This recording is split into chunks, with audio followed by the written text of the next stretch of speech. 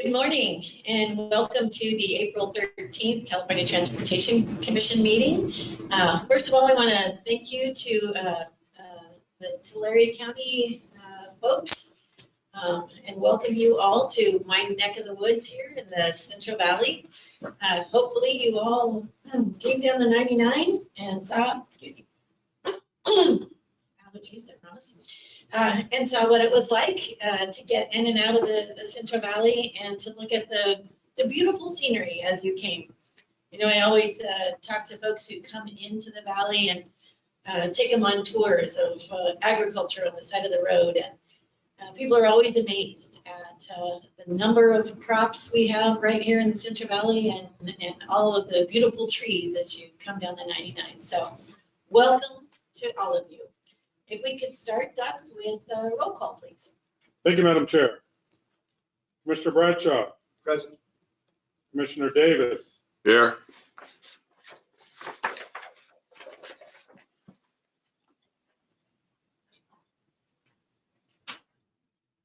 Commissioner Davis. I'm here. Unfortunately, we did not notice your location, so you cannot participate remotely. Got you. Can I just watch and not comment? You certainly can. So we're going to say not here. Commissioner Falcone. Present. Commissioner Grisby. Commissioner Gordino. Commissioner Inman. Commissioner, oops, that was my fault. Commissioner Inman. Update my list. Commissioner Liu. Here. Commissioner Martinez. Present. Commissioner Norton. Present. Commissioner Tavaloni. Chair Eager. Here. Senator Newman. Assemblymember Friedman. Madam Chair, we have a quorum. Thank you, Doug. So we will move right along to Paul, that's going to talk about the state and federal legislative. Madam Chair, should we give some webinar instructions? Well, that would be good first. Yes, thank you so much. Thank you. Welcome to the April 2022 meeting of the California Transportation Commission. The meeting agenda is located on our website at www.catc.ca.gov. Live closed captioning and American Sign Language translations are being provided on the webinar for this meeting.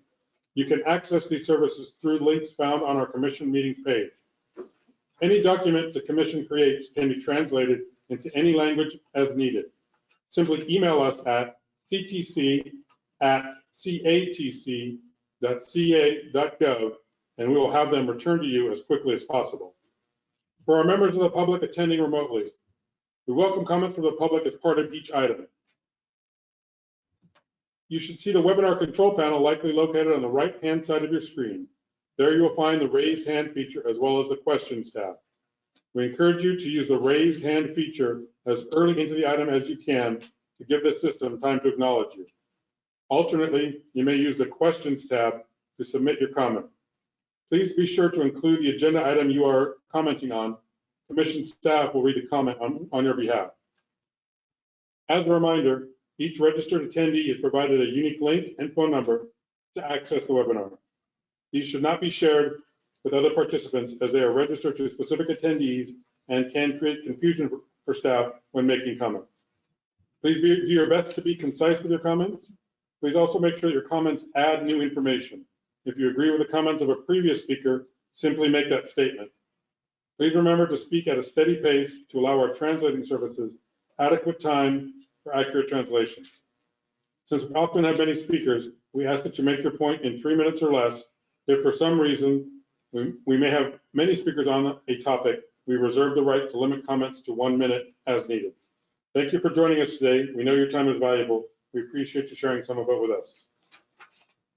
Thank you, Madam Chair. Thank you, Doug. Appreciate that. Now we'll go to Paul. Commissioners, this item has been pulled. Oh. We have a change list, I think. No, we did not do a change. Okay, this item is withdrawn. Thank you. There we go. Great. Thank you so much. Good thing we're flexible. Yeah. Yes, we then will move to tab 3, and I think we have Jose. Yes, good morning, Madam Chair, commissioners, and members of the public. Item 3 is an action item. This is the final mitigated negative declaration for the Jack Peters Creek Bridge project. The project will widen the bridge and replace rail on State Route 1 in Mendocino County. Caltrans determined that environmental impacts resulting from this project could be reduced to less than significant levels. In accordance with CEQA law and the requirements spelled out in the Public Resources Code, the Commission serves as the responsible agency as opposed to the lead agency, which prepares the environmental document and makes formal determinations on environmental impacts. The responsible agency reviews the final environmental document and impacts for CEQA compliance prior to taking discretionary action to allocate funds. Commission staff originally presented this item at the March 17, 2022 Commission meeting, where staff shared written correspondence received from property owners and heard testimony regarding concerns with the environmental document noticing process. Subsequently, the Commission took formal action and deferred this item to an April meeting that would coincide with the scheduled town hall meeting in Tulare, California. The additional time would provide Caltrans with an opportunity to hold a notice public hearing to address property owner concerns. Caltrans had a virtual open house on April 7th, 2022, and discussed multiple questions. A sampling of topics include emergency vehicle access, business impacts, pile driving vibration concerns, construction noise, construction light pollution, traffic data collection methods, pedestrian connectivity, bridge rail aesthetics, underground utilities, emergency response delays, and night closures. Caltrans prepared a PowerPoint presentation and will provide detailed information on the public input discussions. On Monday, April 11th, 2022, staff received correspondence from property owners within the vicinity of this project, citing concerns with the virtual open house not addressing the noticing process and the content of the environmental document. We understand that some of those property owners are here today via webinar to testify as to their concerns, and that Caltrans District 1 is also present to speak to this item. Staff would like to thank all the parties here in attendance for providing their testimony today. This project is agendized to receive an e-resolution and an allocation for PS&E and right-of-way support. Caltrans has confirmed that as the lead agency, they have adhered to CEQA law requirements. Based on the environment documentation and mitigation efforts provided to staff for review as the CEQA responsible agency, staff concurs with Caltrans' determination that CEQA compliance has been met and recommends approval of this item. With that, I would like to turn it over for public comment and Caltrans for remarks. Do we have Ramon?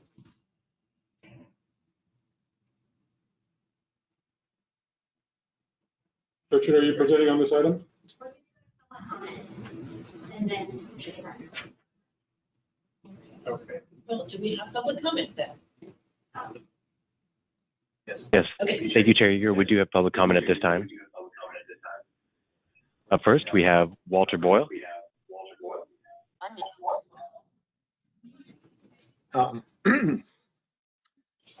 Good morning, commissioners. I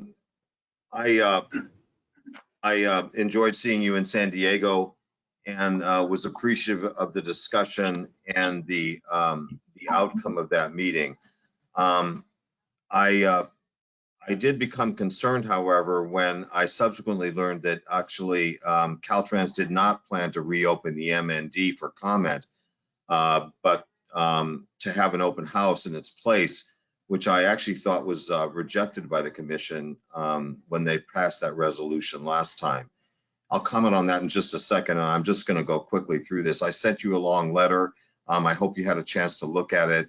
The bottom line is that I think that this project has some serious concerns with respect to impacts, and I don't mean on just me personally, but on our community and the safety of our community and the safety of the traveling public that would be potentially using this bridge.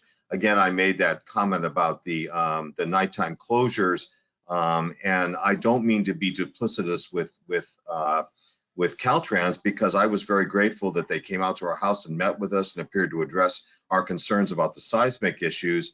Only to find out subsequently, I'm hearing talk about hole ramming, which I need to learn a little bit more about what the difference is, but which I'm again concerned about. But fundamentally, the letter focused on public safety and including the impacts on the humans that are involved in this project.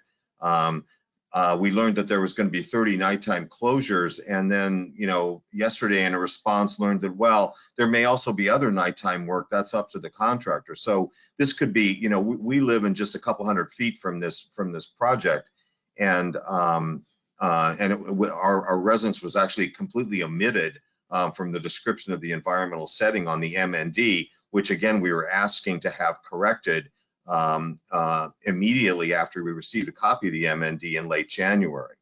With respect to the noticing on the MND, we sent a letter, and I think we indicated this previously, to the county indicating we wanted additional information on this, and we were asking them to withhold it from their consent calendar until we got additional information. They went ahead and approved it, and according to Caltrans never got our letter indicating that we wanted additional information. However, I know my neighbor, Carice Markovich, is going to speak next, can speak to this noticing issue. She was on record for having noticed them that she wanted information about this project. That's how we found out about it. And so I do not believe that if you actually read their PowerPoint, it says that they put it in one newspaper. It turns out it's the newspaper of the city 15 miles north of Mendocino, not the Mendocino paper, which is directly adjacent to this project. And Carice was not noticed until 3 weeks after the close of the comment period. Moreover, the comments that were received from the California Coastal Commission that were in the finalized version of this MND were actually received after the close of the comment period too, in a letter dated January 14th, when the comment period closed January 9th. So I think there's a little bit of sleight of hand here, and business as usual potentially for Caltrans, and it's made me quite upset. And then again, with respect to what happened, Your time has expired. Pardon me? Your time has expired. Okay, thank you very much for the time. Thank you, Dr. Boyle. You have more public comment? Yes, next to comment, we have Carice Markovich. Hello, yes, I'm Carice Markovich, and I live in a neighborhood adjacent to this project.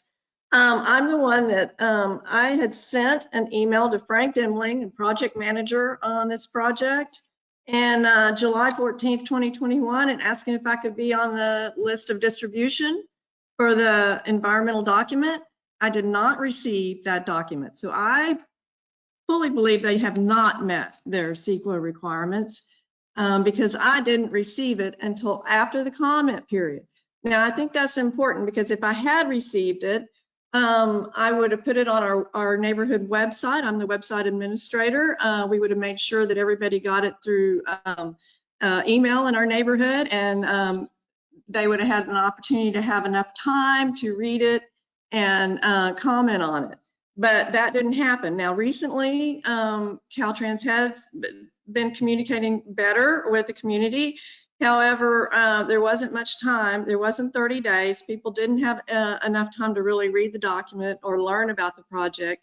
So I don't think that was really adequate. I think that it needs to be reopened so that people will have an opportunity to have time to read it and comment on it.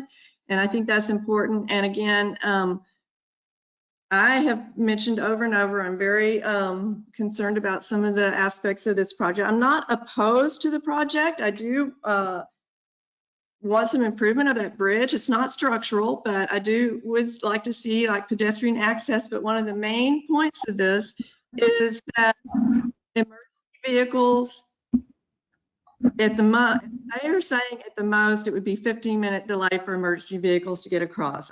I don't know if that actually could happen when the contractor has to move the equipment off the bridge, but even if that is so, I do believe that could put life or death for people that live around here, because emergency vehicles, if they can't get through in 15 minutes to get to us, then that could be a big issue.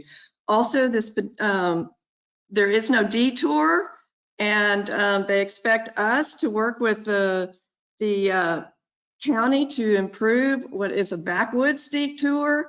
And I think it would be better if Caltrans were to try to coordinate that before they start this project. Many people don't even know about this backwoods area. And I think that could be a problem if people try to find it in the middle of the night when they plan these full bridge closures. I also am concerned about pedestrian access. I am happy that they're building a pedestrian bridge. However, I still won't be able to use it because there's absolutely no safe access to get past south of that bridge. Once you step off the bridge, there is very unsafe pedestrian access. And again, they expect us to try to do something about that, but Caltrans does have a right-of-way where they can improve pedestrian access for roughly another 2,000 feet to get to the light in Mendocino so that people could have safe. Expired. Thank you. Thank you. Thank you. So there more Yes, public comment? we do have one more looking to comment on this item at this time. Thank you. We have Anna Marie Weeble. Yes, Weeble? can you hear me? Yes, ma'am. Yes, can you hear me? Yes. Yes. Hello. I've been involved, like Walt Boyle, since the beginning when the county wanted to give their power over to the Coastal Commission. So I attended that town hall meeting, and I also was not happy that, the 58 questions were repeated over and over again instead of collated. So there was hardly any time for people who did not submit questions beforehand. My questions are, how many collisions have occurred on this bridge? Why was the community and property owners not involved during project design as the federal project development manual requires? How many vehicles have stalled on the bridge?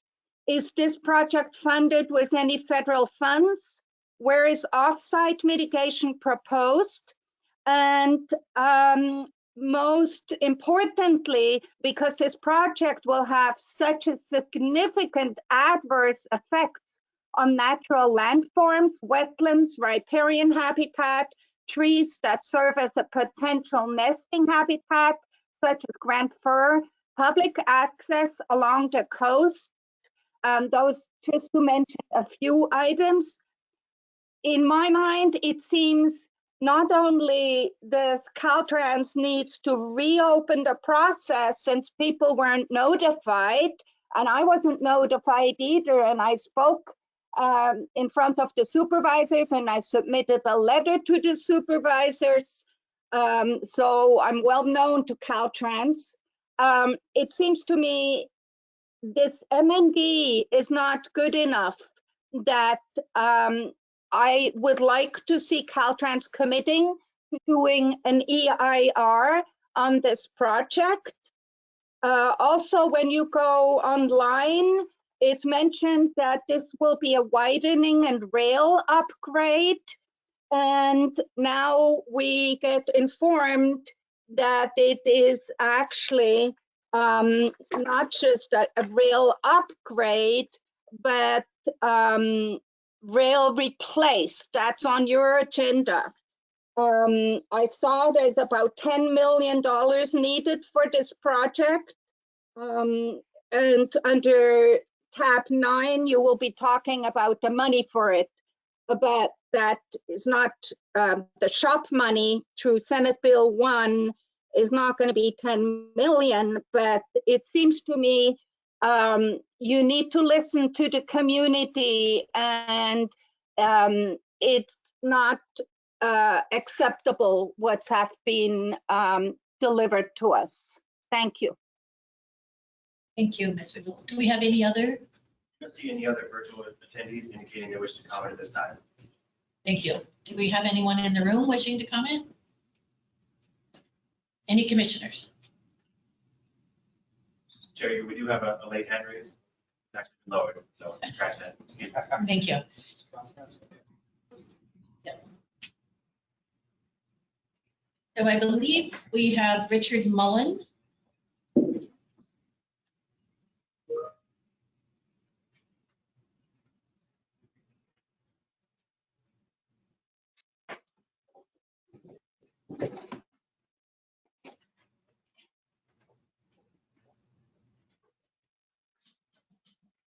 Good morning, Chair Eager. Good morning, commissioners.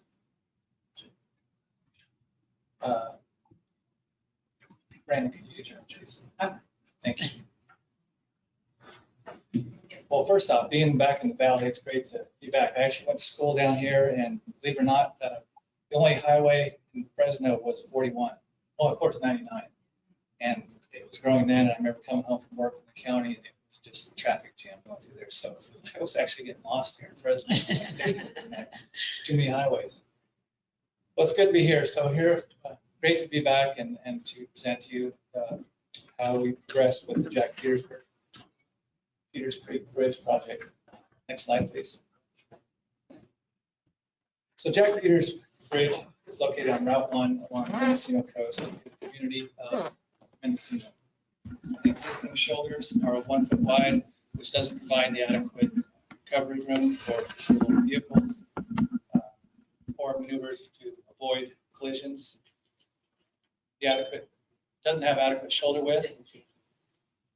No, not yet. I think they're trying to turn up your volume.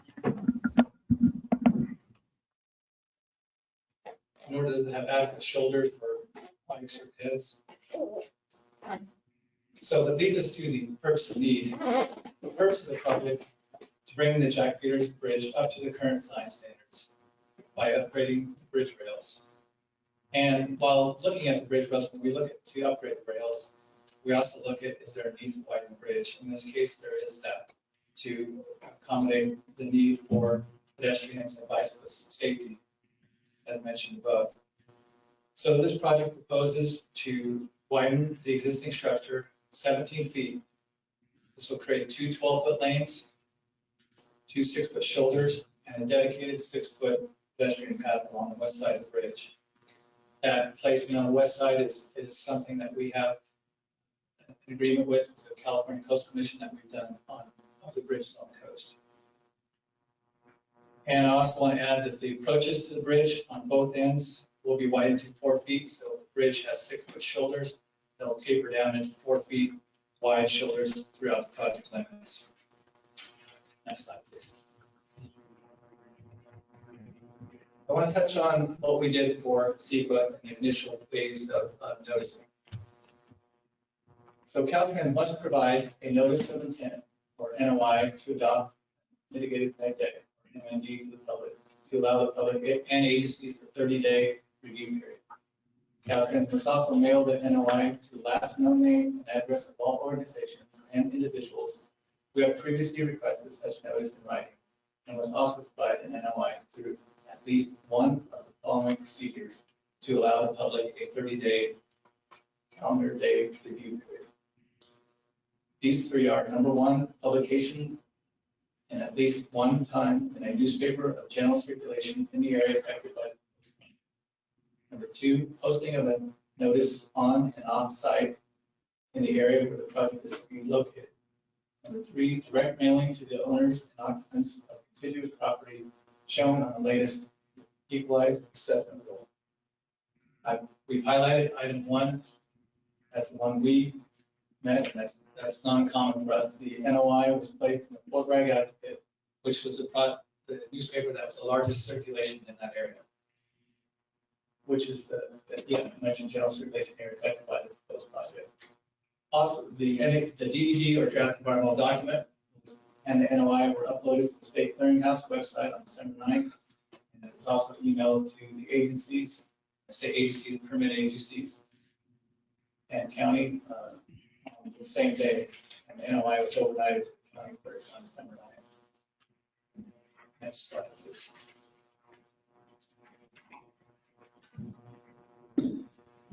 This slide basically discusses what happened in the last March meeting, and interest time, I'm going to go ahead and move on. It was covered clearly with Jose's presentation. Next slide, please. So this leads us to what we've done since the March meeting. I want to really emphasize, I'm very proud of the team effort that we've done over the last 3 weeks. As I mentioned the last meeting, I want to acknowledge Ms. Markovich that, yes, we acknowledge she did send a letter in and there was an oversight, and I said that the last meeting. I appreciate the Boyles coming forth with some comments and attending and getting me down in San Diego. They have also brought some good comments there. And it was acknowledged, myself, stand by that we could do more as far as outreach. And so that's what we've been doing. So since then, in the 3 weeks that have followed the March meeting, Caltrans took the following actions. We attended a March 21st meeting at the Boyle residence to discuss their concerns. We attended an April 4th virtual meeting with the Boyles to follow up that on-site meeting. And then what you've heard already was the April 4th virtual open house. In preparation for the open house, there was 4 notices placed in 2 newspapers. So the Fort Bragg Advocate and the Mendocino, I think it's called the Beacon, if I'm not mistaken. There were several social media posts were made. Over 250 mailers were sent out to adjacent property owners and businesses in the vicinity. And approximately 30 members were in attendance at the virtual meeting from the community. Now, before the meeting on our mailer, we requested to have some questions prepared by the people to send to us in advance so we could address them at that meeting. We were grateful to receive 58 questions. During the meeting, we went through each one of the questions and answered appropriately. These questions that were sent in are going on to what we have as a frequently asked questions list, and these will be attached to our project website, and it will be continuous all through the project delivery, including during construction time. This, it'll be our project website. We also did a project overview presentation for the virtual meeting. And then lastly, we concluded with the Q&A session that was a little over half an hour. We did run, it was mentioned by one of the callers that the time was restricted on the Q&A session. We took more time on the 58 questions than what was anticipated. And she is correct, there was some duplicates that we could have been more clear on and gotten rid of things. Next slide, please. So, Dr. Boyle, Mr. and Mrs. Boyle had some good questions, and I want to give them their time. So I'm going to share a few of these that we have here. Some of their comments were validated too by other members of the community that were brought forth in the meeting. So I want to share a few of these. The impacts of the estimated 31 night closures, and that had to do with emergency access and business impacts. So on the right, we have our responses. Caltrans is proposing at 10 p.m. to 6 a.m. Sunday to Thursday, and a few trips are expected. We have done traffic volume counts in this area. That is the range where the volumes are low. Emergency vehicles retain access. Yes, emergency vehicles will be able to retain access through the job site. We will work closely to have a communication plan in place for all community members. I want to branch off a comment that was received and talked about that we have volunteer fire or medical staff and firefighters that need to get to their buildings. We are going to set up a Twitter network with these groups that can sign up with, so we can have advance notice not only to the community members involved, but also the contractors. So when it was mentioned a 15-minute delay, they're starting now. So that's when that time starts. So by the time they get there, these things will be cleared for them to get across. That's alluded to here, the communication agreements will be made with emergency response agencies to streamline access. And then for business impacts, notifications to travelers, we'll have an advanced notification plan in the community, both by social media. We're going to have they call it changeable message signs, the overhead signs on Route 101, which is inland from there, to let them know when these closures are happening so they can plan their trips accordingly. Next slide, please. The other concern brought forth by the proposal, another one, was the pile driving could create disturbing noise and vibrations and impact stability. You guys have heard that earlier. So we've agreed to go, since that meeting, without pile driving. Instead, we've consulted with our geotech team, and we're going to have piles that are drilled, which don't have impact noise. The geotech team also confirmed that the vibrations from construction activities will not adversely affect any properties. Next slide, please.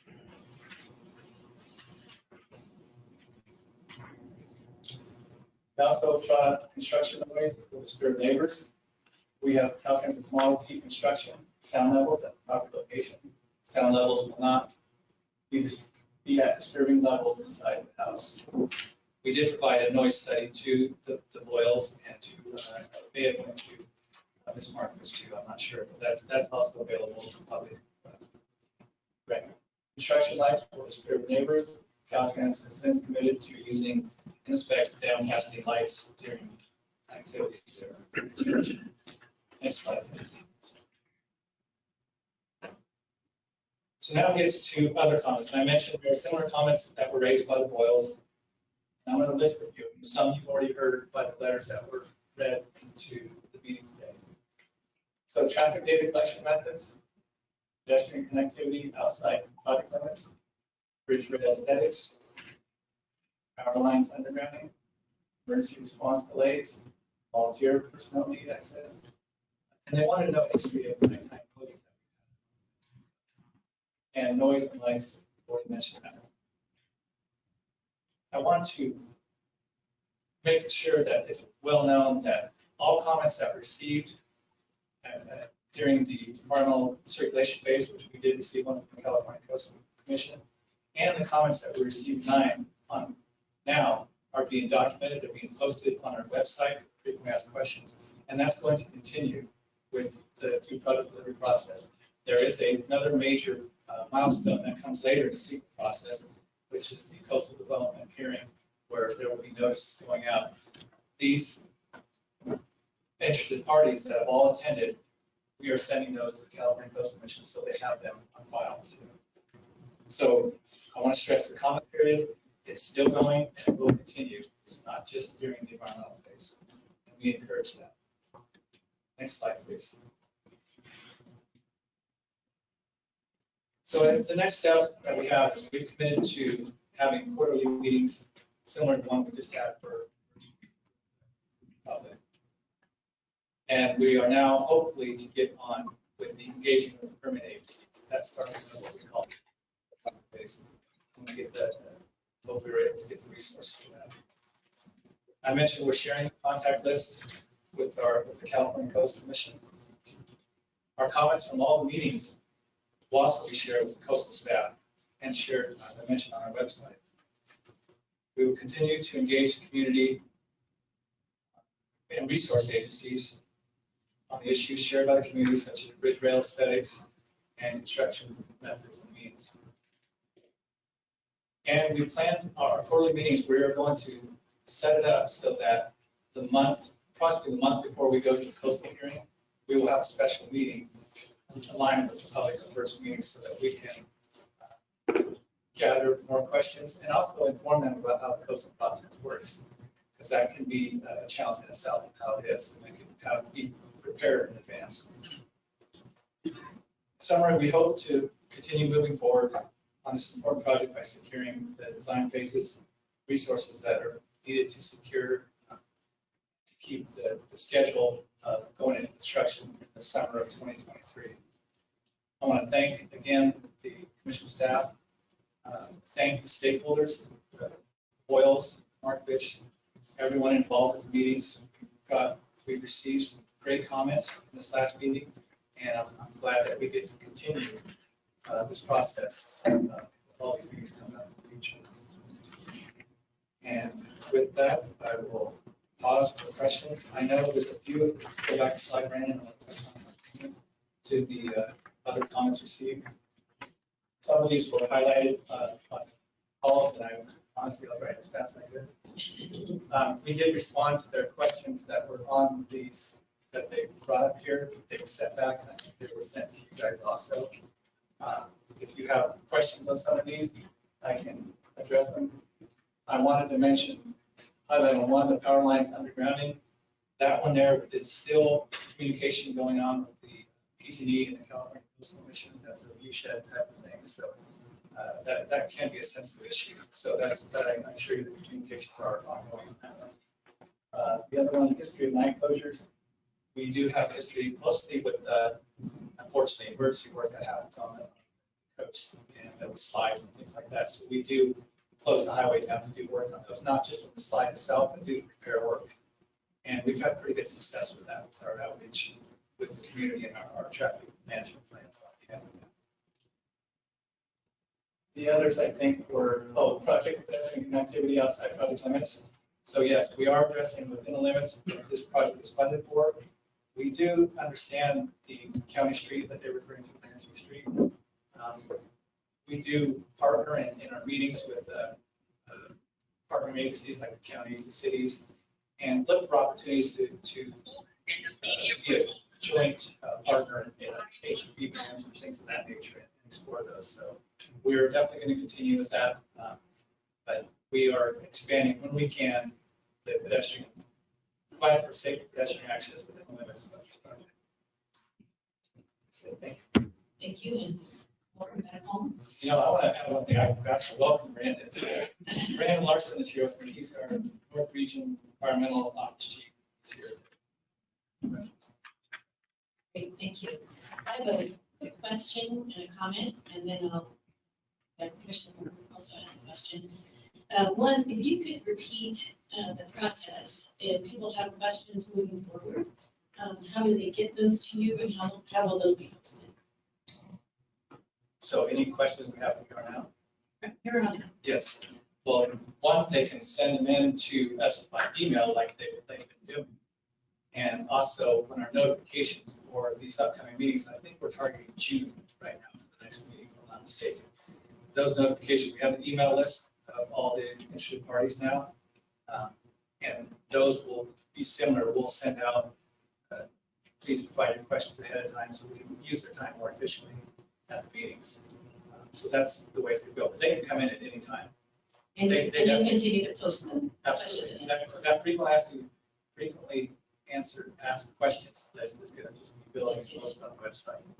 The environmental document is also posted on there. As we get further on, there will be how the staging traffic can happen too, and key contacts. I know one of the concerns early on was how will people know how to get around there when the roads are closed? And I know when we were working in high-speed rail through this area, we contacted Google Maps. So they had those updates continuously to take people around the area. Are you working on that also? Yes, we work with Quick Maps. But we also, as I mentioned, we're going to try something. It's I don't have the Twitter account, so I apologize. I don't use those things, but there's a network. Trust me, the people say it works pretty good when they use it. But they're part of this grouping that you can have notification for how the traffic's going. For key people, you don't want to get that to be too big. And then we're going to have the advanced notices outside, not only M1, but on Highway 101, which there's two access points from Highway 101 to the coast, and you want to make sure you take the right one. So that'll be posted up there. Great, thank you. Commissioner Hart.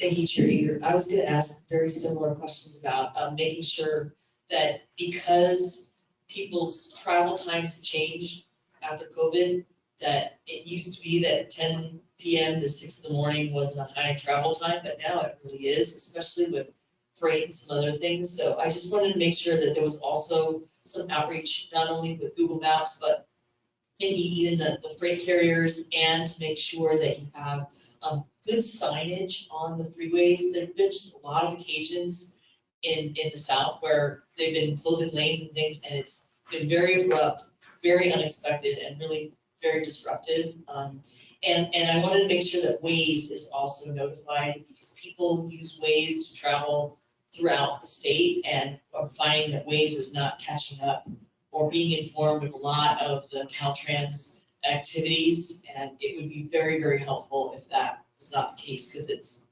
been very disruptive in a lot of cases. So, thank you. Thank you. That's great comments. And I agree with all of you ways. I use Waze to get here. And they're good at notifying to stop car on the shoulder. Yeah. So you're right. We need it. Yeah, good point.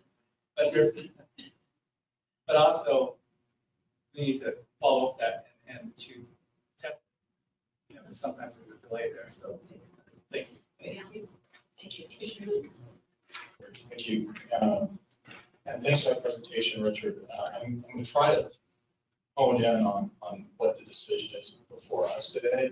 But before I do, I do want to say that, you know, from my perspective, that decision to drill instead of pile drive was an important one based off Dr. Boyle's comments in San Diego. So thank you for making that change.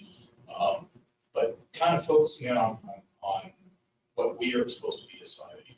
You made a comment during your presentation about the comment period being open, but I want to make a distinction. So just that I understand, it's my understanding that the CEQA comment period is ended. You have an ongoing comment period for the project and making decisions, right? Is that correct? Okay. I'm glad I understand that correctly. The other thing too is it appears that you, between our meeting in San Diego and now, you made a decision not to actually reopen the mitigated negative declaration process, but did all this public outreach and what we've been through here. And so I don't know if you could walk me through what the thinking was on that and how you came to that decision. Helpful. Yeah, sure. This project, we consulted, and this is where I asked Brandon here, but this project, the impacts that are associated with it are not to the level of a higher level environmental document that we mentioned for EIR. Plus the right-of-way acquisition is minimal. And those are triggers for us on how we go through our process on how we notice it.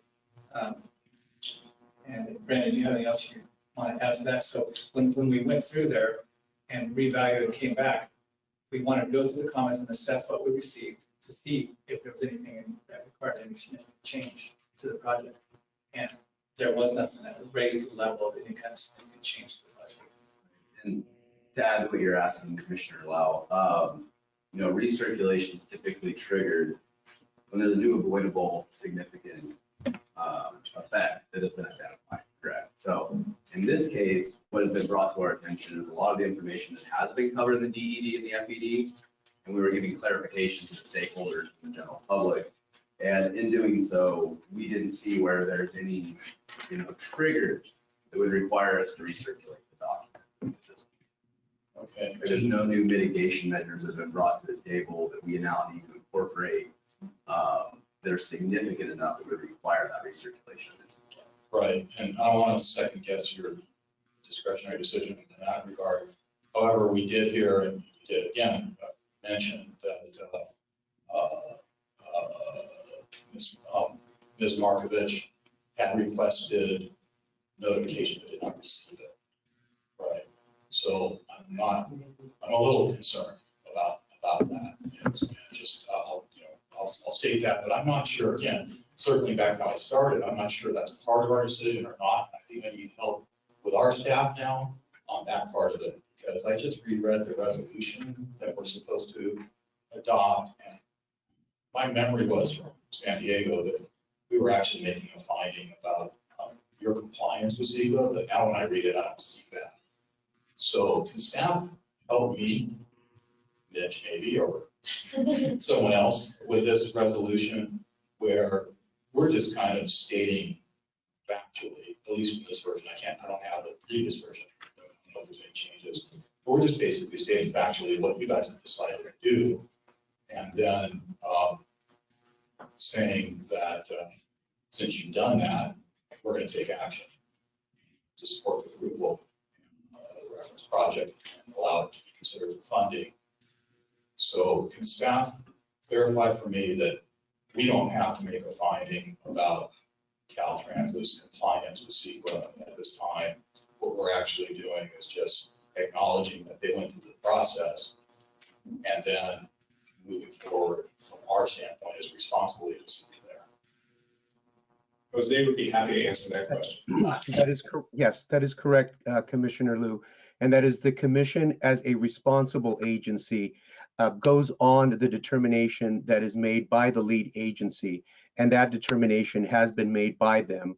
In order to have a recirculation of the MND, that would require for there to be some substantial impacts, new mitigations that need to have been identified that would come into the picture to trigger that type of analysis.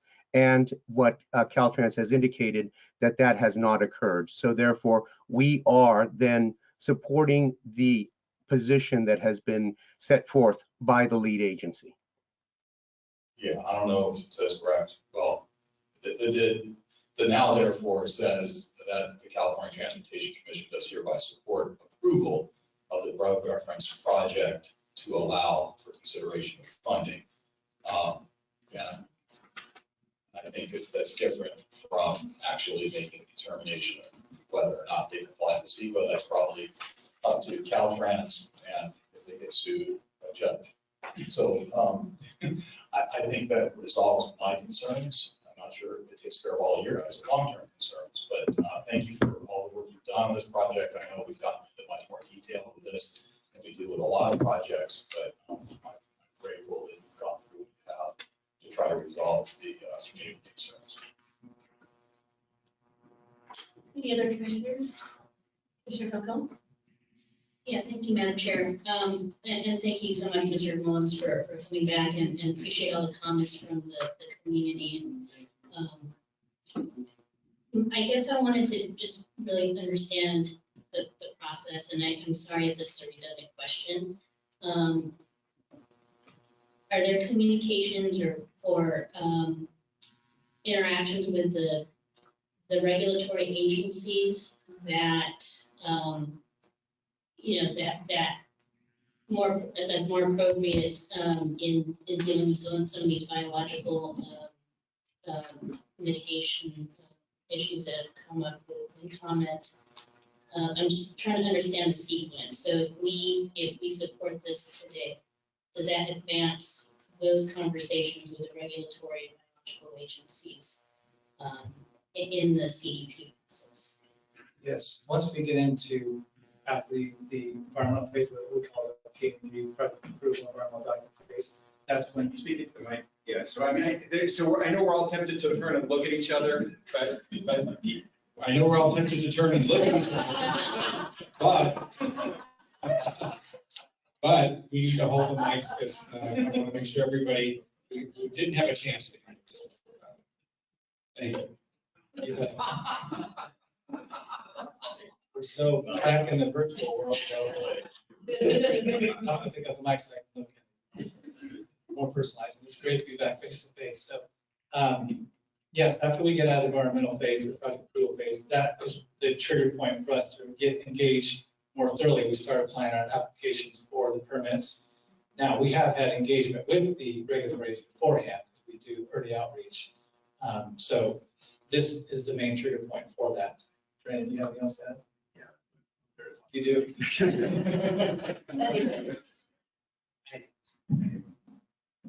There we go. Yeah, so to add to that, we have early engagement with the resource agency partners through the 0 phase, which is up to PAED, as Richard mentioned.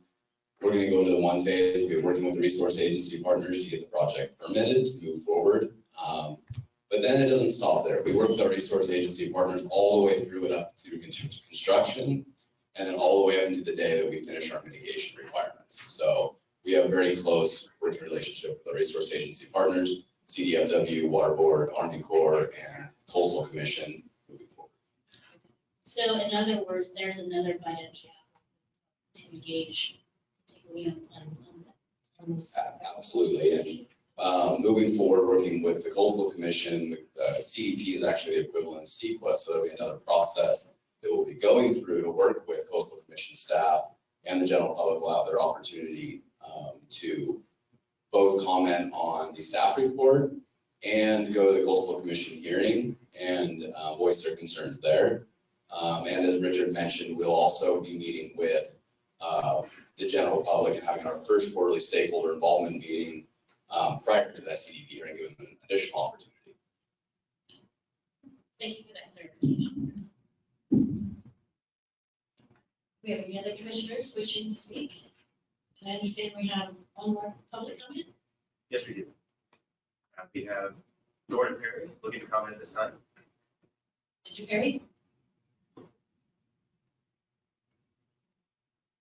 Yes, and my concern is very much that this project is really being driven forward without any accommodation for our concerns. And the concerns, so many of them have been brought up here, but none of them have been really addressed. And it's very disappointing to find that there's no accommodation, for example, with regard to noise and lighting that is likely to disrupt many of us, but simply to be dismissive and say, oh no, it's going to be okay. And somehow or other, it's quite frankly, it's very frustrating to be dealing with an agency that is really not giving us any kind of answers that address the concerns, but simply acknowledging them. And we really would like to have responses that are much more constructive. And I'll stop there because Carice and Walt have already talked about our concerns. But as I say, I'm speaking for many of our neighbors. We feel like the responses are dismissive rather than being accommodative. Thank you.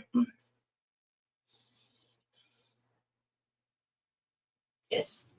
Thank you. Very quickly, who proposed this project? Did it come from Caltrans or did it come from the region? How did we get here? This project was proposed by Caltrans, and it's part of it's one of our assets, bridge assets. We have an asset management plan that has all the deficiencies or asset needs that are out there. And so that's how it comes to fruition through that process. Great. And I just want to tell those who commented that live in the area, definitely understand your frustration. There obviously is a need in regards to safety, but I think our job here, what's before us is quite explicit as it pertains to what our role is and what we're approving. And Commissioner Liu was very articulate as pertaining, and he made mention that it's our job to ensure that, Caltrans went through the process as it pertains to CEQA, and, that's what our role is. And so I definitely appreciate the public. But one thing that I will state that I think is important as we move towards equity, and we have Caltrans and the CTC in the state of California moving in that direction, is understanding is that even though we are responsible for certain infrastructure, specifically for Caltrans, and the frustrations from the public, it's like, when projects, we make decisions to move projects forward, we then go to the public. I do believe that the public should be engaged before we make these kinds of decisions. And obviously for safety reasons, I definitely understand Caltrans' position. But I think as we move towards equity and ensuring that the public is engaged in a meaningful way and in an equitable way is imperative. We can continue to speak about equity. We can continue to talk about the reasons why we're moving forward towards fixing our infrastructure as it pertains to safety. But we also have to realize the general public doesn't realize that there are certain infrastructure projects from a safety concern that Caltrans is responsible for to ensure that this bridge is produced and fixed in a way that is going to help move, whether it's traffic, and now you're putting a pedestrian path and bike path, And so what I would just say, if you move forward in future projects like this, is trying to figure out ways of how do we educate the public as it pertains to the responsibility of Caltrans when we're discussing bridges, because it seems that the public doesn't feel like they're being heard or seen. And I think as we continue to have more issues in regards to bridges and wanting to correct those, and I'm sure you have a long list, that we look at figuring out ways of how do we approach the community in a different way and engage them. Thank you. Thank you, Commissioner Martinez. And I think we all agree that community outreach is essential in everything that we all do moving forward. We have Commissioner Bradshaw. Yes, good morning, everybody. First, I want to thank you for your presentation and also looking back for your follow-up and doing all agencies' power to listen. I would echo fellow commissioners that the public involvement is very important. One of the things also that for folks, take it from a guy who represents pile drivers. We certainly love to see pile drivers doing work. But indeed, you know, how you described it, you're absolutely correct. When you look at one of the most noisy parts of construction of this type, and when you look at alternative delivery methods, which will do that too, but when you look at that, I think that was very proactive and working with the contractor and the design team on how you can address that. It's very important. You're to be congratulated on that. I was hoping you could comment a bit more for my own edification, just on when you look at the safety issue. I'm highly concerned about the status of bridges in California and the deterioration, and to talk about it. And then looking here, I certainly what I can see here, proposed design, and I'll probably evolve even some more, but having actually a safe egress and ingress for pedestrians and bicycles would also be important. But if you just speak more to the safety aspect, appreciate it on this particular bridge. Yes, so the bridge itself, and I want to make sure I understand clearly, you're talking about safety of the structure itself. The structure. Yeah. So when we looked at the bridge widening, we have to look at the piers, the substructure, in which that was done. And they need to be also be widened and upgraded to accommodate the widening. So that was taken consideration.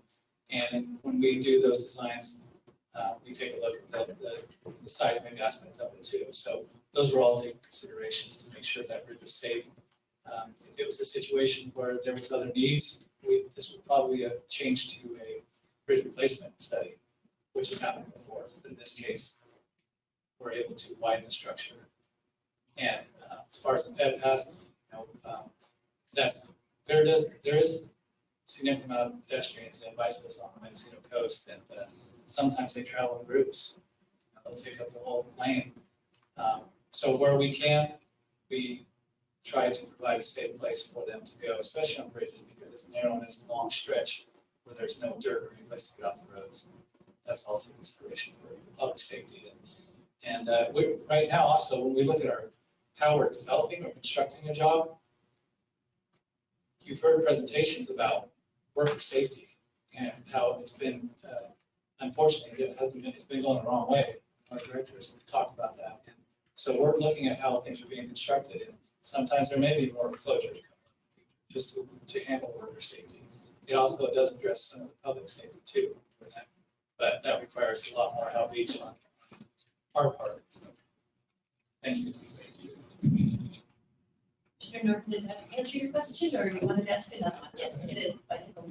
I did. I want to ask about the bicycle lane and how the safety is going to happen with the bicycle and pedestrian facilities, and also as we're looking at some new ATP opportunities, how the corridor can be enhanced for safe cycling now that we're going to be adding the bike lane.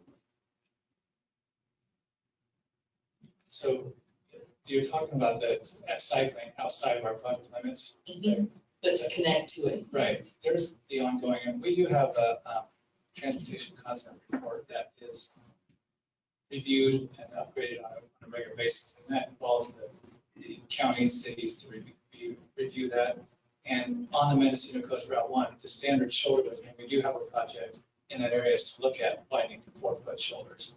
So it's an iterative process as we have need for a project. Now, that's on our facility. We recognize there's off-highway system needs that we have partnering meetings on a regular basis with county supervisors and various groups, the MCOG. And if those are raised, there may be areas to have partnering, like I mentioned before, the ATPs. And we could participate in some way of those off systems. So that's how it's looked at. We definitely have meetings on those. And by the comments heard today and at the meeting, I would imagine that's going to be ramping up, which is good. And with the additional opportunities for money from the general fund for ATP, we just think this could be a really good opportunity to have that connectivity in place as this construction's happening. So, thank you for your presentation. Any other questions from commissioners? I will entertain a motion to accept approve the resolution. So moved. Second.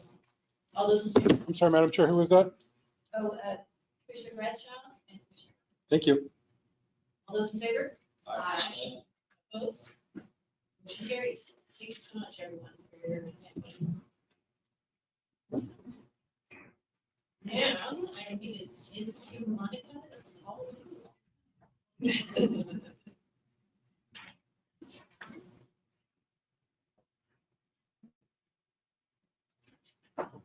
Morning, Commissioners. Agenda items 4 through 8 are related items for the Transit and Intercity Rail Program. Tab 4 is an information item. This is a program update and is the basis for the request on agenda items 5 through 8. Tab 5 is an action item. This is an allocation amendment request to split an environmental allocation approved in August 2018 into 12 separate components. Yes. Tab 6 is an action item. This is also an allocation amendment request to split the design allocation approved in October 2018 into 10 separate components. Tab 7 is an allocation item. This is a supplemental fund request for $4,211,000 for the design phase of the Simi Valley double track component. Tab 8 is an action item. This is a financial allocation request for $2,891,000 for the right-of-way phase of the Simi Valley double track. Staff has reviewed these requests and find them consistent with the program update and Commission's allocation policy. Staff recommends approval of tabs 5 through 8. Do we have any public comment? I see the public comment at this time. Motion to approve our hands. Second. Any commissioners have questions? And we have a motion by Martinez, second by Lou. All those in favor? Aye. Opposed?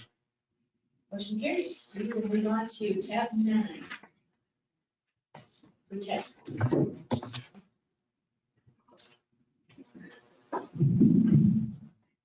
Good morning, Chair Eager and Commissioners. It's an honor to be here with you all in the beautiful city of Tulare.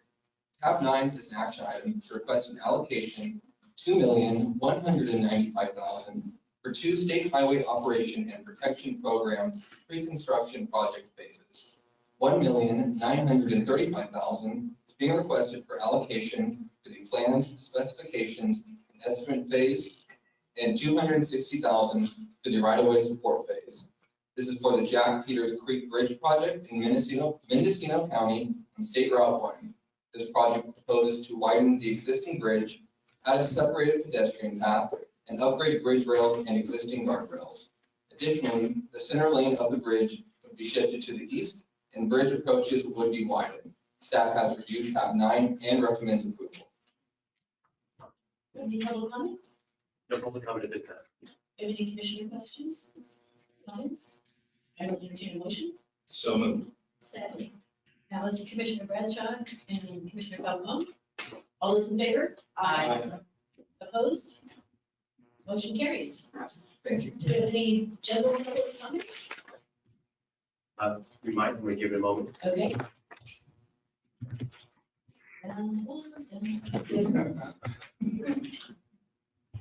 Need no one indicating there was a comment at this.